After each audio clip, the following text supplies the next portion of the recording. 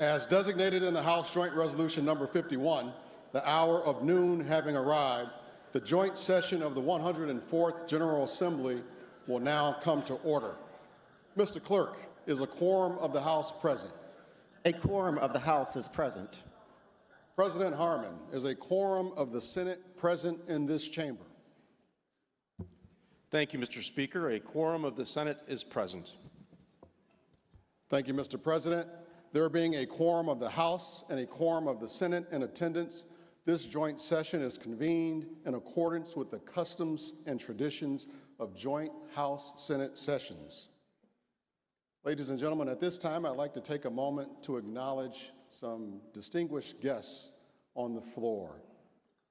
Please welcome and give a round of applause to our Honorable Attorney General, the Honorable Kwame Raoul.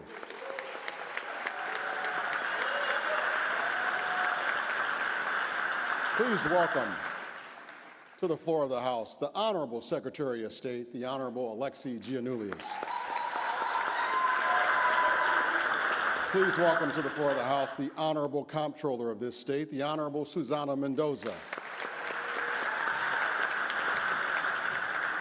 Please welcome to the floor the Treasurer of this great state, Honorable Michael W. Frerichs.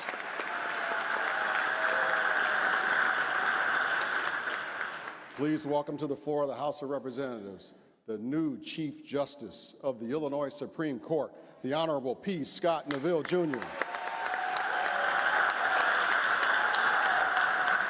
Please welcome to the floor the Honorable Justice of the Illinois Supreme Court, David K. Overstreet. Please welcome to the floor the Honorable Illinois Supreme Court Justice, the Honorable Lisa Holder White. Please welcome to the floor of the House the Honorable Illinois Supreme Court Justice, Elizabeth M. Rochford.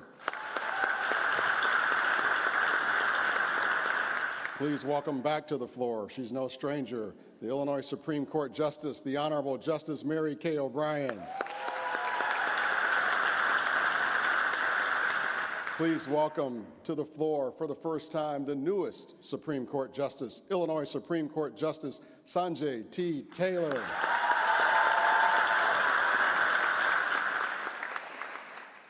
Please welcome, for the last time, I believe, he tells me this every year, our Auditor General, the Honorable, my friend,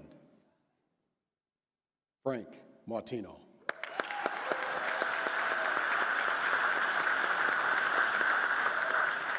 Please welcome to the floor the Chief of Staff to the Governor of this great state, the Honorable Miss Ann Caprara.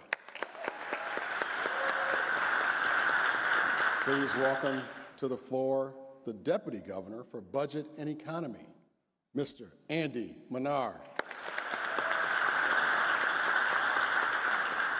Please welcome to the floor the Director of the Governor's Office of Management and Budget, Ms. Alexis Sturm. And please welcome to the floor the Senior Advisor to the Governor for Policy and Legislation, Ms. Emily Miller.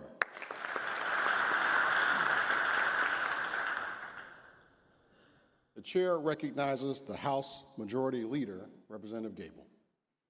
Mr. Speaker, I move for the adoption of Joint Session Resolution number 2. Mr. Clerk, read the resolution.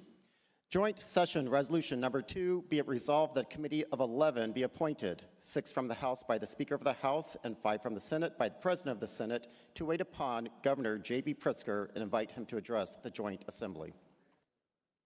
Representative Gable has moved for the adoption of the resolution.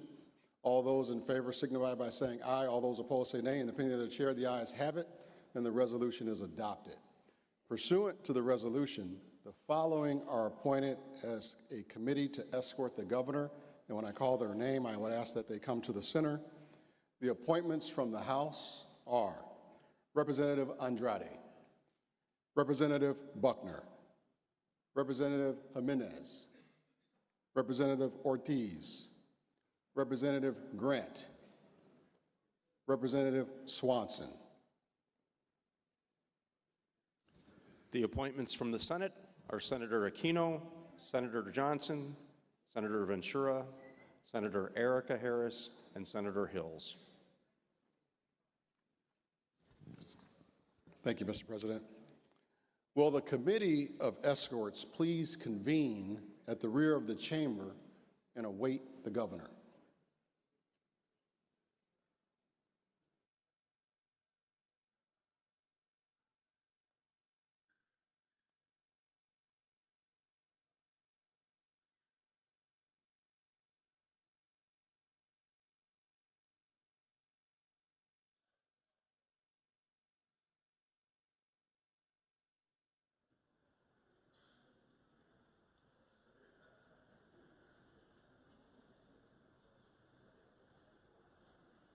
The doorkeeper is recognized for an announcement.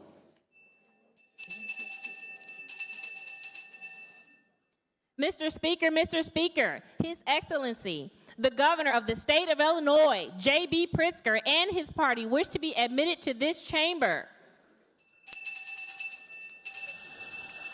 Madam Doorkeeper, please admit the Honorable Governor and his party.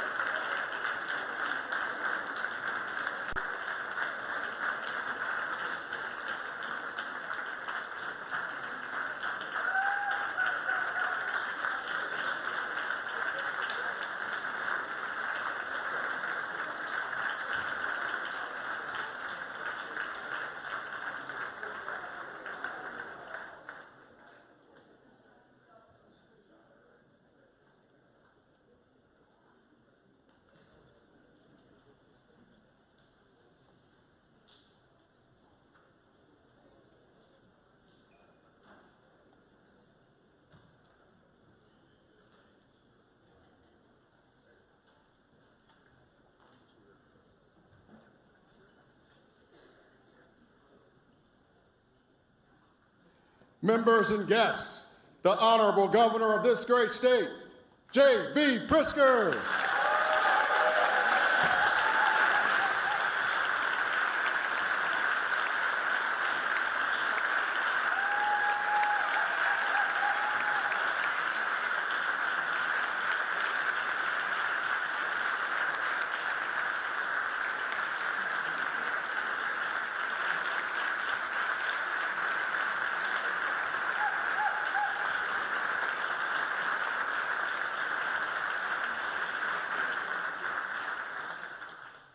Thank you all very much.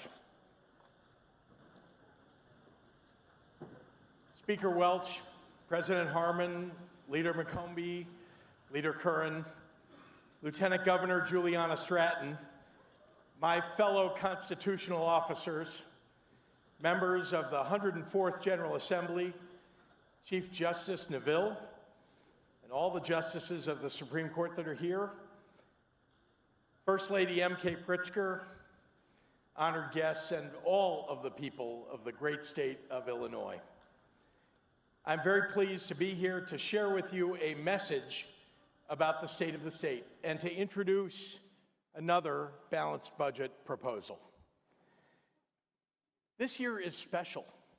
We celebrate the 250th anniversary of the United States of America.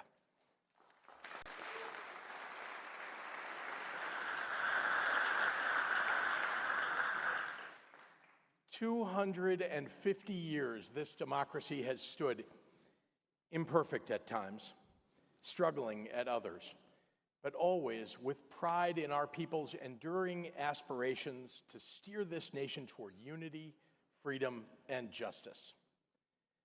During that quarter of a millennia, Illinois has played a unique role in helping our country bridge the fractures that inevitably emerge in a young nation. It's also the 50th anniversary of the establishment of Black History Month, set in February to coincide with the birthdays of Abraham Lincoln and Frederick Douglass, and to honor the too often neglected accomplishments of Black Americans.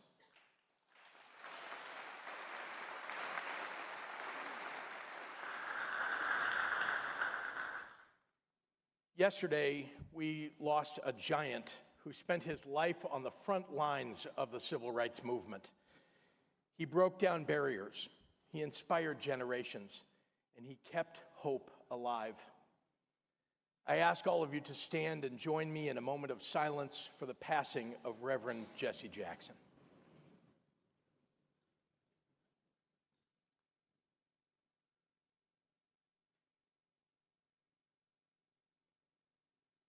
Thank you all very much. Throughout my time in office, I've tried to bring attention to Illinois' important role in history. I've told you stories about the Great Chicago Fire, about the uniqueness of our handwritten copy of the Gettysburg Address, about the heroes of the pandemic we faced a century ago, about our predecessors in these offices who confronted unexpected crises and who found solutions they previously didn't think were possible. I've told you stories about Illinoisans whose names loom large in American history, and some whose names history forgot. I think to lead, it's important to be a student of history. If you have the courage to confront all of our past, the good and the bad, the hopeful and the messy, history has the power to inform a better future. I have particularly enjoyed reaching into the state archives to see the state of the state messages that past governors have delivered to this body. I admit there is a particular comfort in reading the words of people that preceded me by generations and hearing their frustration with problems remarkably like the ones that we confront today. I also like the idea that some poor governor 100 years from now will read these words looking for comfort. I've always been intrigued by Governor John Peter Altgeld, and I discovered the State of the State message to the 39th Illinois General Assembly all the way back on January 9th, 1895. Altgeld's State of the State lasts for 60 pages. I assure you mine today is considerably shorter. Note which side of the aisle that came from. During his State of the State, he talked about the need to ensure that science would govern the practice of medicine in Illinois, the high cost of insurance, the condition of Illinois' prisons, the funding of state universities, a needed revision of election laws, the concentration of wealth in large businesses, and a section entitled Women in Public Service. That last part starts with Altgeld's pride about appointing women to positions in state government, well before women had the right to vote. And he concludes by saying, "The army of women who are obliged to earn their own bread is constantly increasing. Justice requires that the same rewards and honors that encourage and incite men should be equally in the reach of women in every field and activity. And I am glad to report that they have met every reasonable expectation. As a rule, they have done their work well." Now, I bring up Governor Altgeld's words on the subject of equal rights to highlight one enduring human truth. Injustice can become a genetic condition we bequeath on future generations if we fail to face it forthrightly. When we gathered here a year ago, President Trump had just taken office. To be perfectly candid, as Illinois is one of the states whose taxpayers send more dollars to the federal government than we receive back in services, I was hoping that his threats to gut programs that support working families was the kind of unrealistic hyperbole that fuels a presidential campaign, but then is abandoned when cooler heads prevail. Unfortunately, it seems there are no cooler heads at 1600 Pennsylvania Avenue these days. $8.4 billion. $8.4 billion. That is how much the Trump administration has cost the people of Illinois. Alongside many other states, Illinois is fighting more than 50 cases in court where the federal government is illegally confiscating money that has already been promised and appropriated by the Congress to the people of Illinois. These are not handouts. These are dollars that real Illinoisans paid in federal taxes and that have been constitutionally approved by our elected Democratic and Republican representatives in Washington.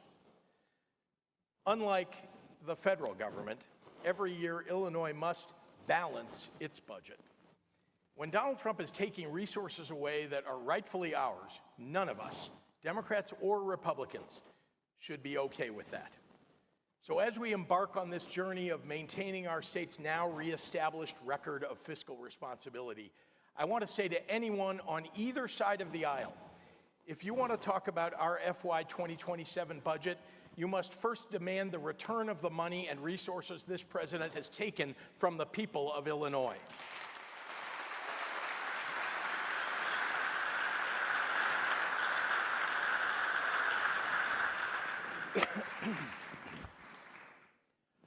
On top of the cost inflicted on this state's residents, billions in illegally withheld funds, our state is also forced to spend enormous time and taxpayer money going to court and fighting to get what is rightfully ours. A heinous example of the government's waste and fraud, if I have ever seen one. For his work expertly wielding his legal sword to protect our state, I want to ask you to join me in recognizing our outstanding Attorney General, Kwame Raoul.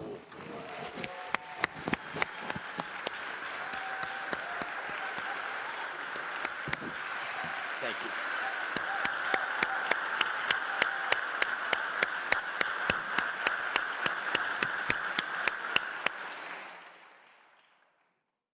It is impossible to tally the hours, days, and weeks that our state government has spent chasing news of presidential executive orders, letters, and edicts that read like proclamations from the Lollipop Guild. Here's just one glaring example. The Trump administration, out of the blue, asked the Illinois Department of Transportation to spend state money getting rid of rainbow crosswalks in Chicago. That was happening while victims of severe storms, flash floods, and tornadoes were waiting months for a response to their requests for FEMA to help their devastated communities. Those requests for relief were then denied by the president at great cost and pain to the communities affected. But hey, I'm glad someone in Washington is focused on what color our crosswalks get painted. Meanwhile, the president is making life harder and less affordable with tariff taxes on working families and small businesses, trade wars devastating farmers, cuts to health care, food assistance, and education, imposing increased bureaucracy on states, lower job creation than any year since Trump's first term. You get the idea. Here's the good news. Illinois has suffered through similar hardship before, and we know the way out. Since 2018, our state's credit rating has gone from near junk bond status to getting 10 consecutive credit upgrades.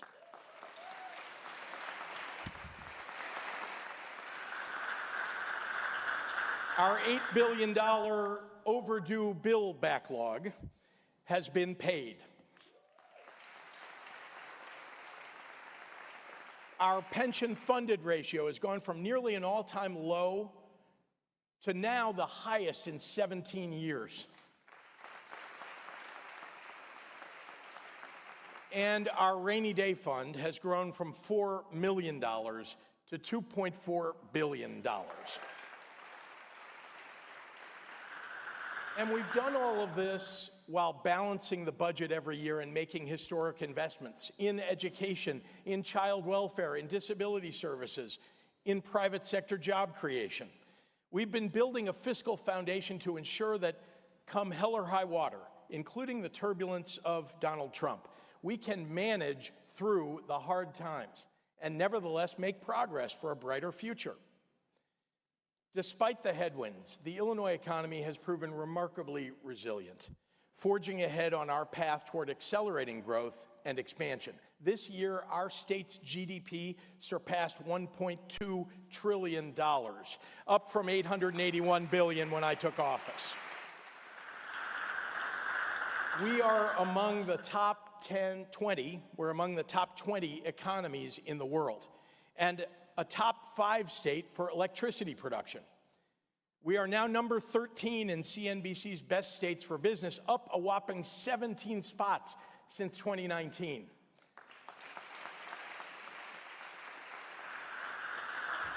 For the third year in a row, Illinois ranked as the number 2 state in the nation for corporate expansions and relocations into our state.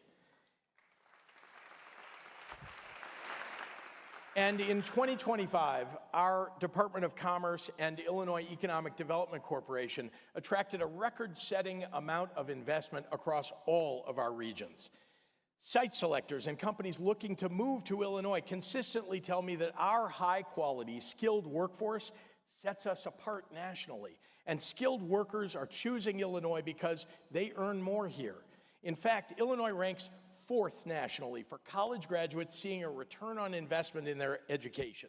And for earnings in the trades, like construction, Chicago is number 1 in the country for large metros, and Peoria is number 1 for mid-sized metro areas. And for small metro areas, Decatur, Champaign, and Rockford are numbers 2, 3, and 4, respectively.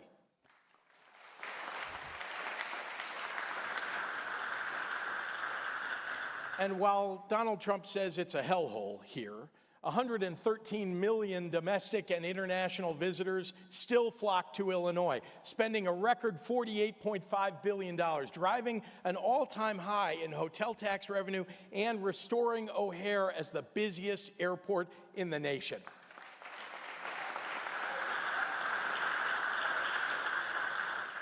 Look, I want to grow our economy faster, and now that we've turned this state in the right direction, a growing number of companies are choosing Illinois to make investments and create jobs. Our narrative in our economy is changing and improving, and we're setting ourselves up for even better results in the years ahead. It has been a remarkable year for K-12 education in our state. We prioritized school funding, putting billions more into public education to improve the student-teacher ratio and get better outcomes for our children. And it's working. The nation's report card compares all 50 states, and the results are clear. Illinois is among the best in the nation. Only 1 state outpaced Illinois in 8th grade reading scores, and only 4 states outpaced Illinois in 8th grade math scores. We're leading the pack because of sustained investments in education.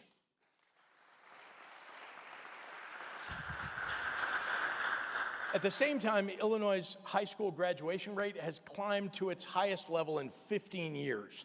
And high schoolers' participation in career and technical education has grown to nearly 300,000 students statewide.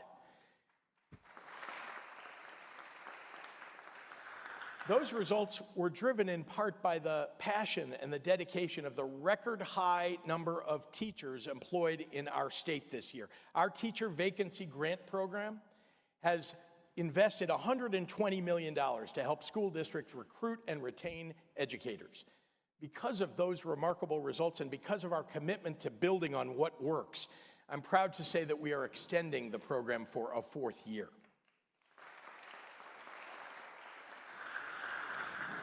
Year after year, this legislative body has come together to solve generational challenges through even the most difficult years, including the recent passage of monumental legislation to build a world-class transit system and incentivizing new energy sources to make electricity more affordable. In this spring legislative session, we will need to harness the same ingenuity urgency and commitment to overcome obstacles that would otherwise hinder real fiscal progress for the state. In that spirit, today I am proud to once again present you with a balanced budget proposal.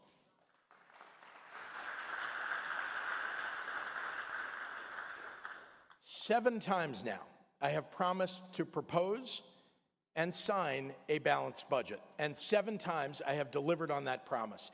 This year will be no different, despite how challenging this 8th year's budget is.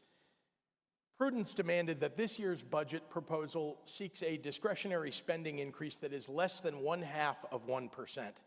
It levels off and in some cases reduces programs that are important to me, some of which were proposals of my own.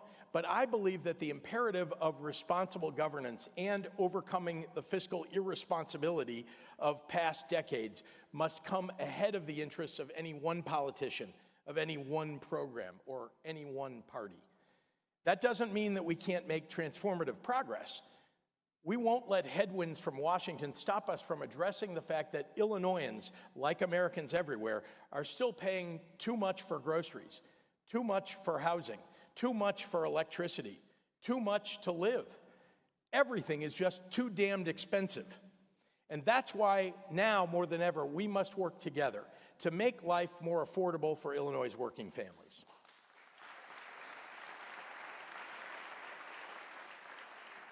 I propose an agenda to address the high cost of living that makes life easier for the middle class and those striving to get there. Let's start with housing. The problem is clear. Rent is too high and home ownership is too far out of reach. The cause is clear too. We are not building enough homes fast enough. The Project for Middle Class Renewal at the University of Illinois issued a report last summer showing that we will need to build 227,000 more homes by 2030 to keep up with demand. In many places, local regulations have made it too difficult and costly to build new housing. Some of the rules even have shameful roots that go back to the days of redlining. Often the problem is a failure to modernize and keep up with the changing times that we live in. It all adds up to bureaucratic red tape that unnecessarily increases costs, delays construction, and frequently kills projects altogether. For example, local parking mandates often require a uniform minimum number of spaces for every new build, even in places where people don't have cars because they have ample public transit and available street parking. Unused parking spots add millions of dollars in costs and severely limit the number of new units that can be built affordably. Spaces for cars are being prioritized over spaces for people. The great news is we have developers ready to build homes, and we have Illinoisans who need them. And it doesn't get done because of these regulations. It's on us to help fix it. Today, I'm proud to announce the Building Up Illinois Developments, or BUILD plan, an initiative to lower housing costs by making it easier, faster, and more effective to build homes in Illinois. This is an ambitious slate of reforms designed to eliminate unnecessary barriers and lower costs for housing construction, produce a wider range of family-friendly housing types, and streamline construction processes. We will enable more unused housing units to be redeveloped and put them into service. City by city, town by town, neighborhood by neighborhood, block by block, a little more housing in each area can significantly advance our housing stock. We'll add to that a robust approach to closing financing gaps for developing housing of all kinds, from targeted funds for smaller projects to direct support to local communities so that they can clear initial hurdles and make housing sites build ready.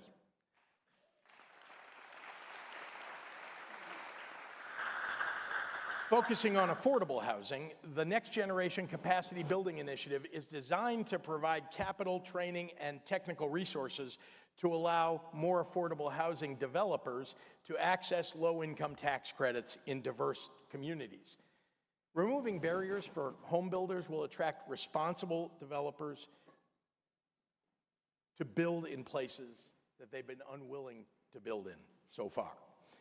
reduced regulation, greater financing options, a wider range of smaller units made available for rent. We can add hundreds of thousands of homes in Illinois with this creative approach. Illinois is up to the task, but it has to start now, here, and with us. Now, affording to have a home is one thing. Affording to live in it is quite another.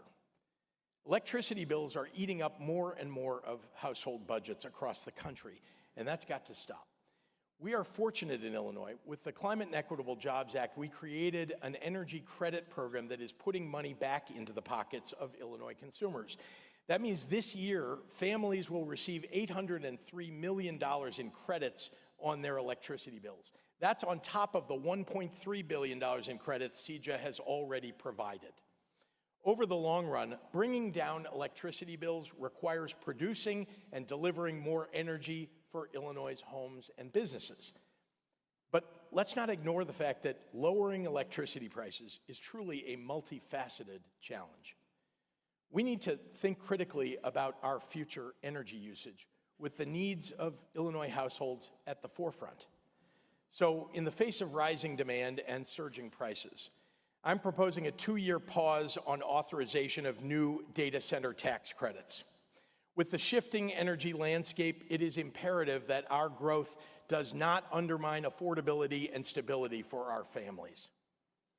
There are also a massive number of new renewable energy projects awaiting interconnection across the region that our Northern Illinois grid operator, PJM, has moved too slowly to bring online. So together, with a bipartisan coalition of all 13 governors in the PJM region, I demanded that they speed it up, and now they are.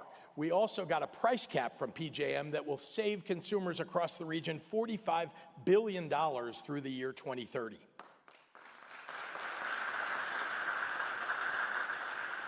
Finally, PJM must force data center developers to pay their capacity for their own capacity resources to power their operations to protect consumers from higher rates. Similarly, our Central and Southern Illinois grid operator, MISO, has a long waiting list of projects, and they have agreed to bring those projects online. Together, this will massively increase available power for Illinois homes and businesses. But our work to lower energy prices can't stop with PJM and MISO. Illinois is already #1 in clean nuclear energy production. That is a leadership mantle that we must hold on to. Producing even more energy is vital to keep up with increasing demand and bring down prices. A few months ago, the General Assembly passed and I signed the Clean and Reliable Grid Affordability Act, which lifts a decades-long moratorium on new nuclear power in Illinois.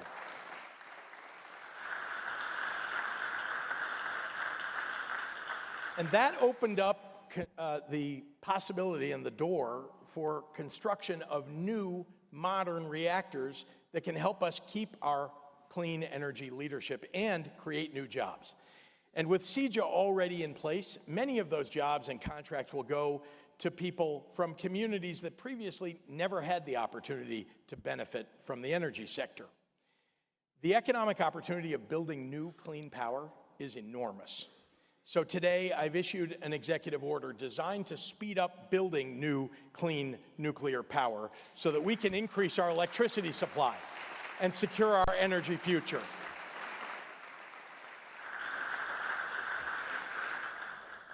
We can take years off of the development and launch of new baseload energy production.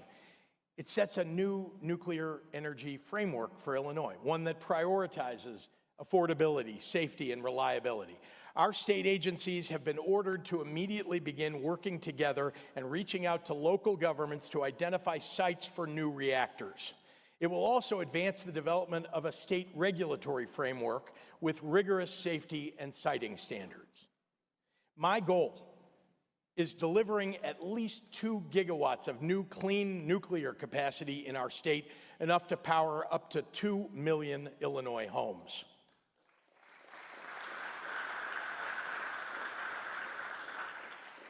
For Illinois households and businesses, expanded supply will make electricity less expensive, more reliable, and clean, while creating thousands of jobs and maintaining our state's status as a net energy exporter. As we tackle the high costs Illinois families are paying for energy and housing, we also need to focus on the unaffordability of health care. A car accident, a cancer diagnosis, a life-threatening disease. Getting treated and getting well shouldn't be a lifelong burden on your finances and credit score. 2 years ago, the state of Illinois launched our historic medical debt relief program to unburden working families who are sinking under the weight of overdue bills from an unexpected illness. Today, I'm proud to announce that as of this week, we have negotiated the elimination of $1 billion in medical debt for 520,000 Illinoisans across all 102 counties.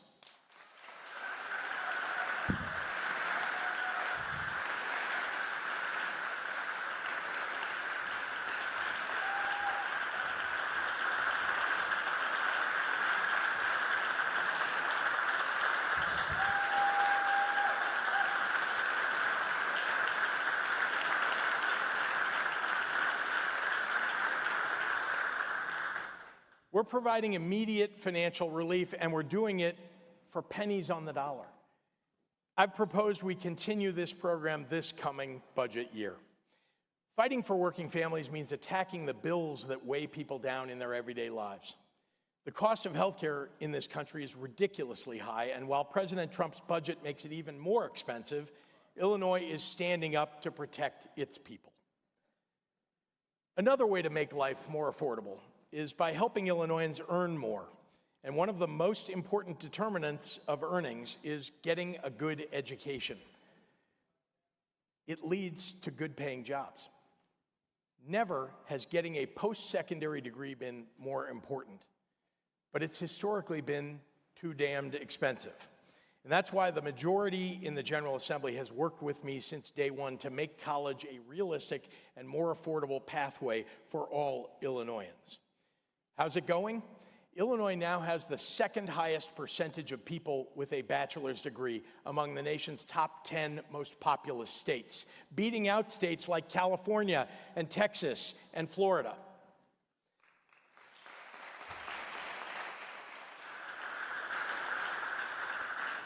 Our public university enrollment has reached a 10-year high, and today, the number of Illinois students attending our public universities tuition-free has reached an all-time high of 44%.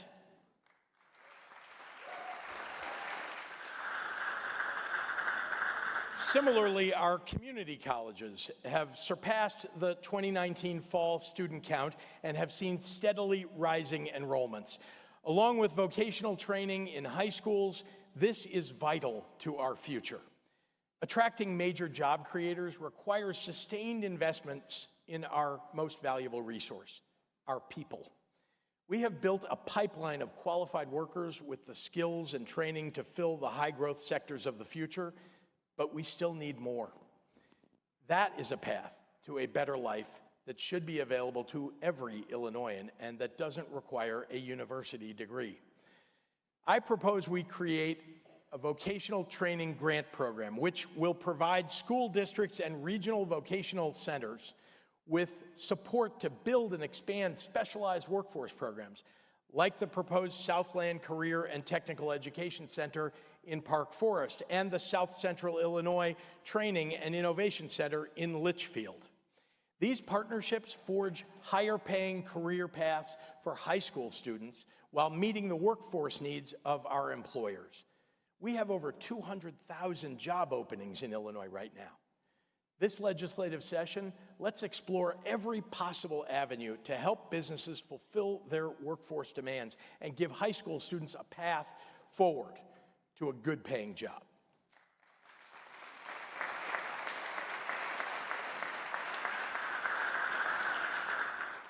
Overall, Illinois now consistently ranks among the top 10 states in K-12 education quality and in higher education access. But even with Illinois' high school graduation rate at a 15-year high and 8th grade reading and math scores among the highest in the nation, we cannot take our foot off the gas in our efforts to equitably fund our schools. Despite the challenging fiscal environment, my budget proposal for this year prioritizes our state commitment to evidence-based funding and advances our effort to hire more teachers. I'm also proud to announce that entering its third year, our early childhood literacy program, in partnership with the Dolly Parton Imagination Library, has quickly expanded to 88 counties across Illinois, from the Austin neighborhood of Chicago to Pulaski County in southern Illinois. 97,000 children, birth to 5, regardless of their family income, now receive free age-appropriate books in the mail every month.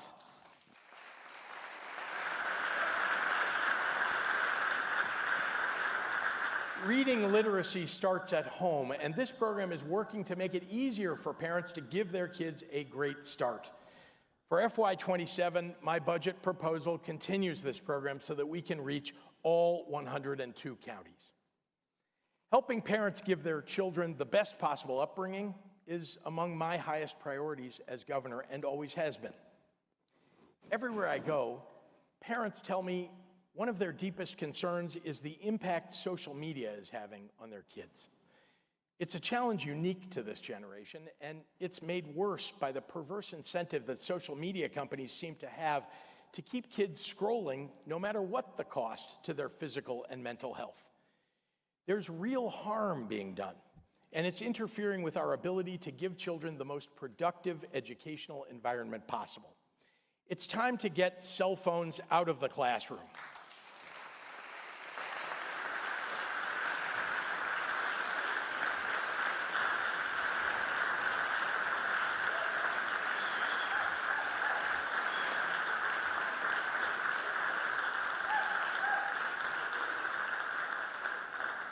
Working together, parents and teachers in school districts like Champaign and Springfield and Peoria prohibited cell phones in classrooms already.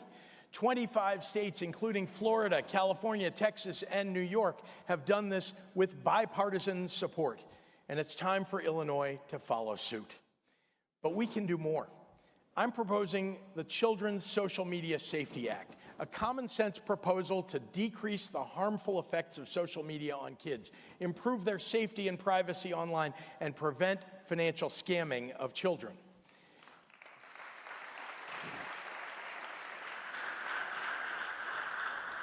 This bill will put decisions about children's online safety back into the hands of parents by allowing them more easily to restrict their kids' access on exploitative websites and apps.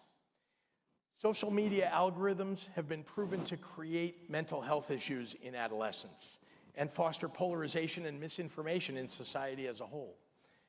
Those companies are profiting from online engagement of Illinois' consumers, and they currently contribute nothing to ameliorate the negative effects of their platforms.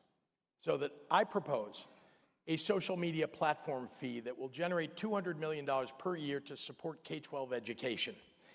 Parents and kids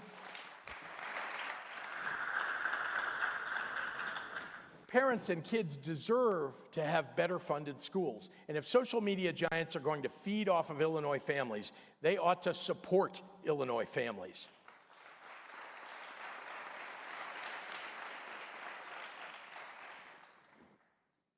Our world is changing, and it seems like increasingly the benefits of those changes are reaped by a smaller and smaller group of people, while middle and working class Americans pay for it.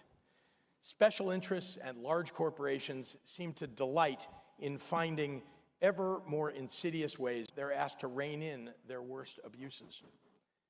Last year, after Illinois' insurance companies announced they'd be raising rates on Illinois homeowners by double digits, I demanded to have those companies justify the enormous rate increases. Every other state, except Illinois, has the power to do so. Consumers deserve to have proof of why their premiums are increasing at a rate far above inflation. So today, I'm calling on the House to pass HB 3799 that seeks from homeowners insurance companies a justification for material premium increases, a bill that has already been voted out of the Senate. Again, 49 other states have this reporting requirement. Illinoisans deserve nothing less. 1.5 million Illinois households could see their insurance bills go up by an average $750 this year. For most homeowners, this is nothing short of a crisis, and no one should claim that pursuing standard homeowner protections is an attack on business. This is about fairness and corporate responsibility to consumers.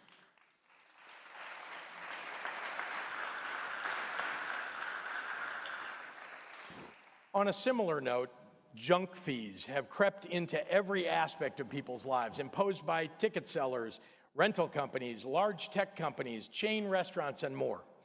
They're quietly nickel and diming Illinois families out of thousands of dollars per year. This session, I'm supporting legislation to ban such practices by requiring upfront full disclosure of all mandatory fees.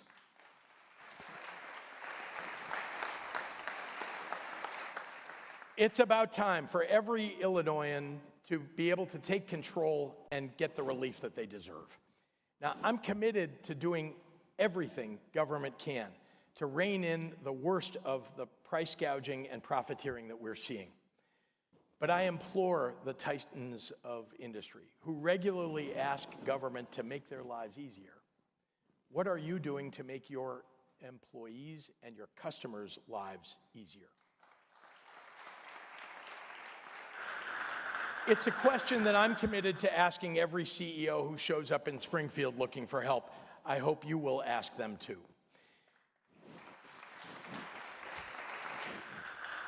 Before I became governor, I had a long career in business and I employed thousands of people.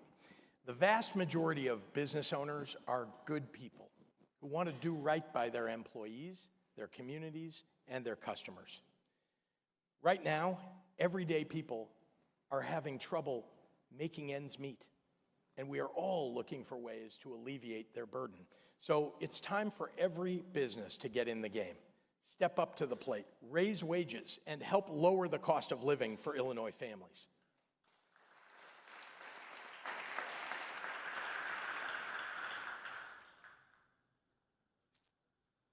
A year ago, I stood before you and I asked a provocative question. After we have discriminated against, disparaged, and deported all our immigrant neighbors, and the problems we started with still remained, what comes next? Some of you walked out when I asked that question. But a year later, we have an answer, don't we?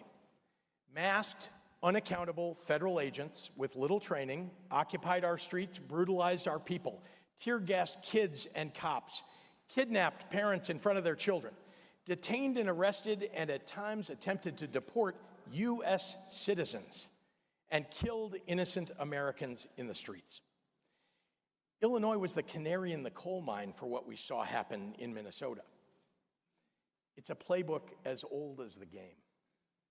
Overwhelm communities, provoke fear, suggest that those tasked with enforcing the law are also above it, and drip authoritarianism bit by bit into our veins in the hopes that we won't notice we're being poisoned by it. The problem for Donald Trump and Stephen Miller was that Illinoisans did notice. Last year was not the first time a president has tried to subdue the Illinois population with hired thugs. In 1894, when the Pullman workers walked off their railroad jobs to protest a 25% cut in their wages, President Grover Cleveland, who at the time was serving the second of his 2 non-consecutive terms, deputized 5,000 U.S. Marshals and ordered federal guard troops into Blue Island to end the strike. On July 3rd, 1894, those marshals provoked a confrontation. Police Superintendent Michael Brennan described the federalized marshals in this manner. They were dangerous to the lives of the citizens on account of their careless use of pistols. They fired into the crowd of bystanders when there was no disturbance, and no reason for shooting. A report from the Chicago Record newspaper read, "In regard to most of the deputy marshals, they seem to be hunting trouble all the time." Sound familiar?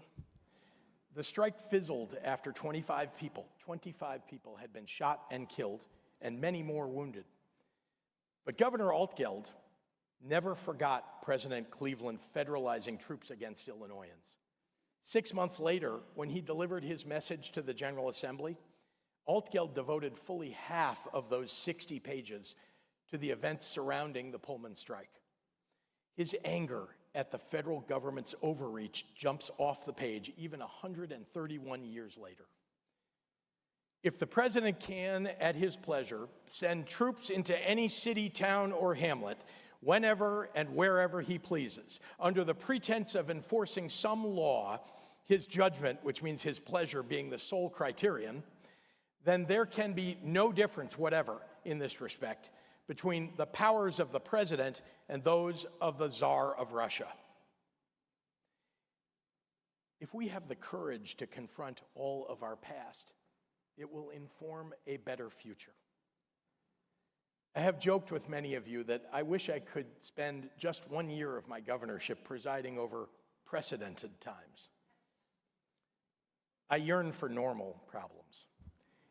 It was a conversation I had more than once with my friend, the late Governor Jim Edgar. Jim and I didn't share the same political party, but we did share something far more important: a fierce love of our country and our state.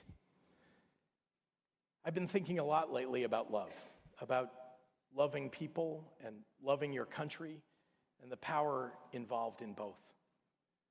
Love is an affliction. It's the most fortifying of our emotions and the most debilitating. It refuses to ground itself in logic or reason. Its very existence enriches us, even though its presence always creates chaos. Love is a superpower. It teaches the brittle to bend. It shows the selfish how to share. It grants courage to the coward. Once sparked, love becomes momentum. It's the sled gathering speed down the hill. It's the drop of water as it tips over the falls. It's glitter out of a bottle. The bravest thing any of us will ever do in this life is to love without promise of reciprocation. Because love's ferocity does not dim with rejection. Try to banish love to a shadow, and it will only reach harder for the sun. I know right now there are a lot of people out there who love their country and feel like their country is not loving them back. I know that. I also know that love unrequited can break a heart made fragile by dashed hope. Which is why it's important for me to stand before you today and tell you that your country is loving you back, just not in the way you're used to hearing. It's not speaking in anthems or flags or ostentatious displays of patriotism. It will never come from the people who say the only way to love America is to hate Americans. Love is found in every act of courage, large and small, taken to preserve the country we once knew. You will find it in homes and schools and churches and art. It is there. It has not been squashed. Over the last 12 months, I've heard love start to shout here in Illinois. I heard it from the bicyclers who showed up in Little Village every day during Operation Midway Blitz to buy out tamale carts so the vendors could return to the safety of their homes.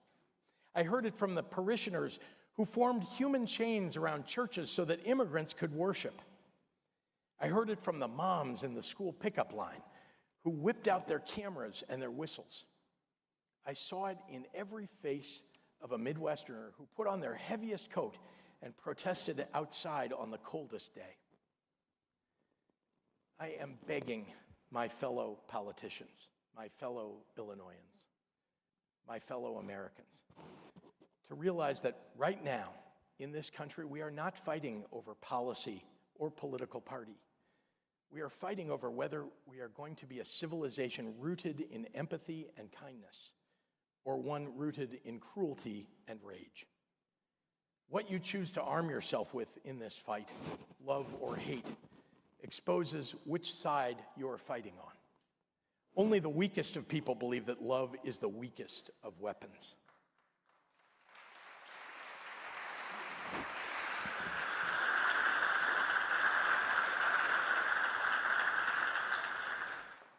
And it turns out that love actually is all around, and that those who think that cruelty can destroy us are incapable of understanding the power of a nation moved by it. I love my country. I refuse to stop. The hope I have found in a very difficult year is that love is the light that gets you through a long night. Thank you. God bless you, and God bless the great state of Illinois.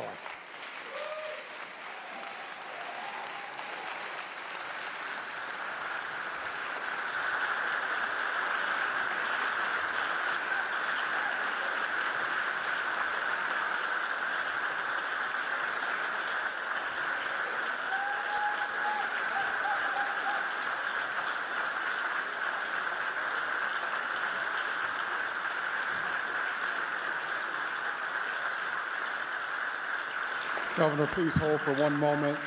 Will the Committee of Escorts please come forward to escort the governor from the chamber?